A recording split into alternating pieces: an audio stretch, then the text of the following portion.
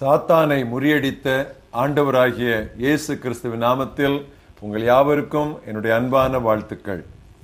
இந்த நாளின் தியானத்தின் தலைப்பு பிரிவினை பிசாசு, த டிவிசிவ் டெவில். வாசிக்க வேண்டிய பகுதி 2 கொரிந்தியர் 2ஆம் அத்தியாயம் முதல் 11 வசனங்கள். நான் துக்கத்துடனே உங்களிடத்தில் மறுபடியும் வராதபடிக்கு எனக்குள்ளே தீர்மானித்துக் கொண்டேன். நான் உங்களை துக்கப்படுத்தினால் என்னாலே துக்கமடைந்தவனே அல்லாமல் எவன் என்னை சந்தோஷப்படுத்துவான்? என்னுடைய சந்தோஷம் உங்கள் எல்லாருக்கும் சந்தோஷமாக இருக்கும் என்று நான் உங்கள் எல்லாரையும் பற்றி நம்பிக்கை உள்ளவனாயிருந்து, நான் வரும்போது என்னை சந்தோஷப்படுத்த வேண்டியவர்களால் நான் துக்கமடையாதபடிக்கு அதை உங்களுக்கு எழுதினேன். அன்றியும் நீங்கள் துக்கப்படும்படிக்கு எழுதாமல் உங்கள் மேல் நான் வைத்த அன்பின் மிகுதியை நீங்கள் அறியும்படிக்கே மிகுந்த வியாகுலமும் மன இடுக்கமும் இடந்தவனாய் அதிக கண்ணீரோடே உங்களுக்கு எழுதினேன். துக்கம் உண்டாக்கினவன் எனக்கு மாத்திரமல்ல, ஒருவாறு உங்கள் எல்லாருக்கும் துக்கம் உண்டாக்கினான். நான் உங்கள் எல்லார் மேலும் அதிக பாரம் சுமத்தாதபடிக்கு இதை சொல்லுகிறேன். அப்படிப்பட்டவனுக்கு அநேகரால் உண்டான இந்த தண்டனையே போதும். ஆதலால் அவன் அதிக துக்கத்தில் அமிழ்ந்து போகாதபடிக்கு நீங்கள் அவனுக்கு மன்னித்து ஆறுதல் செய்ய வேண்டும். அந்தப்படி உங்கள் அன்பை அவனுக்கு காண்பிக்கும்படி உங்களை வேண்டிக் கொள்கிறேன். நீங்கள் எல்லாவற்றிலேயும் கீழ்ப்படிந்திருக்கிறீர்களோ என்று உங்களை சோதித்தறியும்படி இப்படி எழுதினேன். எவனுக்கு நீங்கள் மன்னிக்கிறீர்களோ அவனுக்கு நானும் மன்னிக்கிறேன். மேலும் எதை நான் மன்னித்திருக்கிறேனோ அதை உங்கள் நிமித்தம் கிறிஸ்துவனுடைய சன்னிதானத்திலே மன்னித்திருக்கிறேன். சாத்தானாலே நாம் மோசம் போகாதபடிக்கு அப்படி செய்தேன். அவனுடைய தந்திரங்கள் நமக்கு தெரியாதவைகள் அல்லவே. இன்றைய மனப்பாட வசனம் வாசித்த அதே பகுதியிலே 2 கொரிந்தியர் 2ஆம் அத்தியாயம் 11ஆம் வசனத்தினுடைய பின்பகுதி. சாத்தானின் தந்திரங்கள் நமக்கு தெரியாதவை அல்லவே. We are not ignorant of the devil's devices. கணவன் மனைவிக்கு இடையில் என்றாலும் சரி, பரிசுத்தவான்கள் நடுவில் என்றாலும் சரி, சமுதாயத்தில் என்றாலும் சரி, உறவு பிரச்சனைகள் யாவற்றிற்கும் மூல காரணன் சாத்தான் தான். பொய்யனும் பொய்க்கு தந்தையுமான அவன் இல்லாத ஒன்றை நம்பும்படி மக்களை ஏவி அவர்கள் எதை பார்த்தாலும் யாரை பார்த்தாலும் சந்தேகிக்க செய்கிறான். இவ்வித போராட்டத்தில் நாம் அவனை எப்படி முறியடிக்கலாம் என்று தமது வசனத்தில் கடவுள் தெளிவாக போதித்துள்ளார். அவற்றில் 3 வசன பகுதிகளை இன்று தியானிப்போம். முதலாவது எபேசியர் 4:26-27. கோபப்பட்டாலும் பாவம் செய்யாதிருங்கள், பொழுது சாய்வதற்குள் உங்கள் சினம் தணியட்டும், பிசாசுக்கு இடம் கொடாதிருங்கள். நெடுநேரம், அதாவது சூரிய அஸ்தமனத்திற்கு பிறகும் கூட கோபத்தை வைத்துக் கொண்டிருப்பது, அது நியாயமான கோபமாயிருந்தாலும் பிசாசிற்கு இடம் கொடுப்பதாகும். ஆண்டவருடைய கோபம் கூட, சங்கீதம் 35 வாசிக்கிறோம், ஆண்டவருடைய கோபம் கூட 1 நிமிடம்தான். அவரது கோபத்தினால் சாயங்காலத்திலே அவர் நம்மை ஒருவேளை அழ வைக்கலாம்.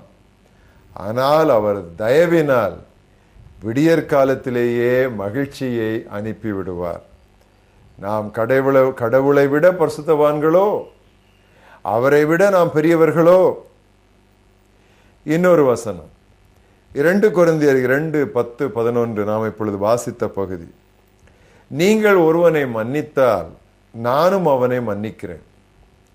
நான் மன்னிக்க வேண்டியது ஏதாவது இருந்தால் அதை உங்கள் பொருட்டு கிறிஸ்துவின் முன்னிலையில் மன்னித்து விட்டேன். இவ்வாறு சாத்தான் நம்மை வஞ்சிக்க இடம் கொடுக்க மாட்டோம். அவனது தந்திரங்கள் நமக்கு தெரியாதவை அல்லவே. இதனுடைய விளக்கம் தெரியுமா? கொரிந்து சபையில் ஒருவன் தனது மாற்றாந்தாயோடு முழுக்க விபசாரத்தில் வாழ்ந்து கொண்டிருந்தான்.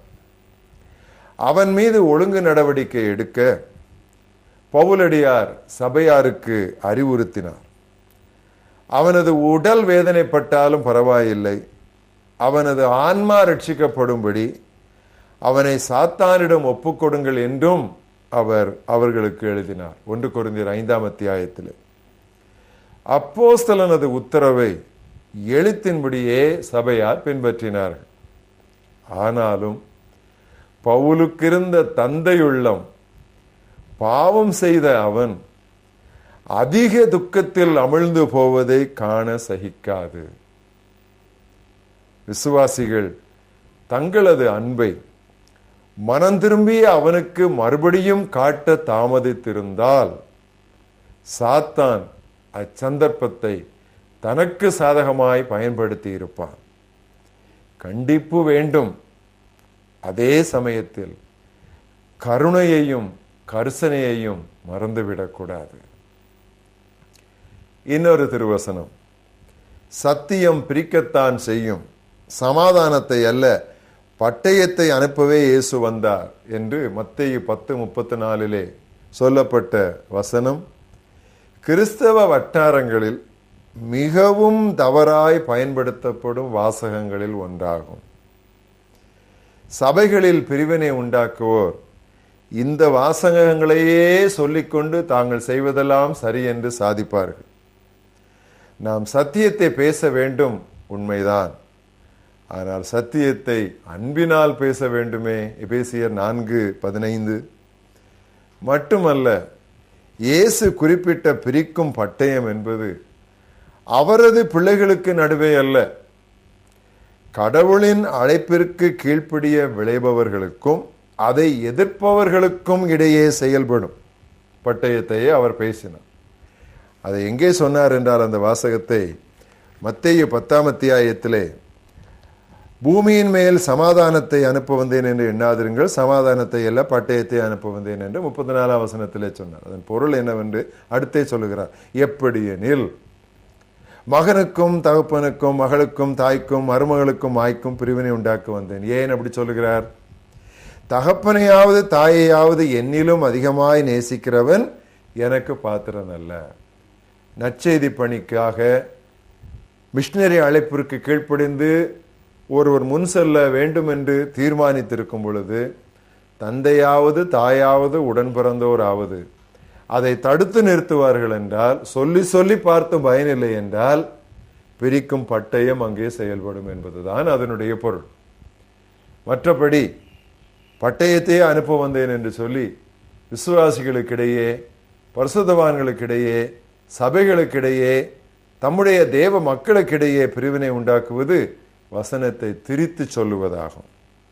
ஏனென்றால் ஆண்டவர் தானே நமக்கு போதித்துள்ளார், சமாதானம் பண்ணுகிறவர்கள் பாக்கியவான்கள் என்று. அப்படி சொன்ன ஆண்டவர் எப்படி சமாதானத்தை குலைத்து போட நமக்கு போதிப்பார்? சாத்தானின் தந்திரங்கள் பிரியமானவர்களே நமக்கு தெரியாதவைகள் அல்ல. மிகவும் கவனமாக இருந்து, மிகவும் கண்மொழிப்புடன் இருந்து, வசனங்களை எடுக்கும் பொழுது கூட மிகவும் ஜாக்கிரதையாக இருந்து நம்முடைய உறவுகளை நாம் மிகவும் நெருக்கமாக காத்து கொள்ள வேண்டும். பிசாசுக்கு சற்றேனும் நாம் இடம் கொடுக்க கூடாது. ஜெபிப்போம். நல்ல ஆண்டவரே, இந்த அருமையான தியானத்திற்காக நாங்கள் உம்மை துதிக்கிறோம். உம்முடைய வார்த்தையை நீர் எங்களுக்கு தெளிவாக எழுதி வைத்திருக்கிறீர். அந்த வார்த்தையை நாங்கள் எப்படி வியாக்கியானிக்க வேண்டும் என்றும் நீர் ஆவியானவருடைய ஒத்தாசை எங்களுக்கு தருகிறீர்.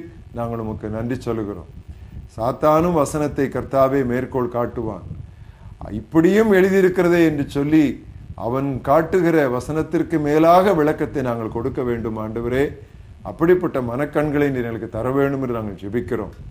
குறிப்பாக உறவு பிரச்சனைகளிலே கர்த்தாவே திருவசனத்தை நாங்கள் தவறாய் மேற்கோள் காட்டாதபடி எல்லா மனிதரோடும் நாங்கள் சமாதானமாய் இருக்க நாட நீர் எங்களுக்கு உதவி தாரும். எங்களால் ஆன மட்டும் எல்லாரோடும் சமாதானமாய் இருக்க எங்களுக்கு நீர் கற்றுத்தாரும். பிரிவினையே தன்னுடைய குறிக்கோளாய் கொண்டிருக்கிற பிசாசுக்கு நாங்கள் இடம் கொடுத்து விடாதபடி, அவன் பின்வாசல் வழியாக கூட நுழைந்து விட நாங்கள் இடம் கொடுத்து விடாதபடி கர்த்தர் எங்களை காப்பாற்றிக் கொள்ள வேண்டும் என்று நாங்கள் செபிக்கிறோம். இந்த அருமையான தியானத்திற்காக நாங்கள் உம்மை ஸ்தோத்திரிக்கிறோம். யார் யாரோடு நாங்கள் இன்னும் சரியான ஒரு உறவில் இல்லையோ அவர்கள் எல்லாரோடும் கர்த்தாவே நாங்கள் ஒரு சுமூகமான உறவை நாங்கள் ஏற்படுத்தி கொள்ள கர்த்தர் எங்களுக்கு உதவி செய்வீராக. சமாதானத்தை நாடி, சமாதானத்தை உருவாக்கி, சமாதானம் பண்ணுகிற தேவ பிள்ளைகள் என்பதே எங்களுடைய கடமையாக, அதுவே எங்களுடைய அழைப்பாக, அதுவே எங்களுடைய பணியாக எப்பொழுதும் இருக்கட்டும். இயேசு கிறிஸ்துவின் நாமத்தில் ஜெபம் கேளும் எங்கள் ஜீவனுள்ள பிதாவே, ஆமென்.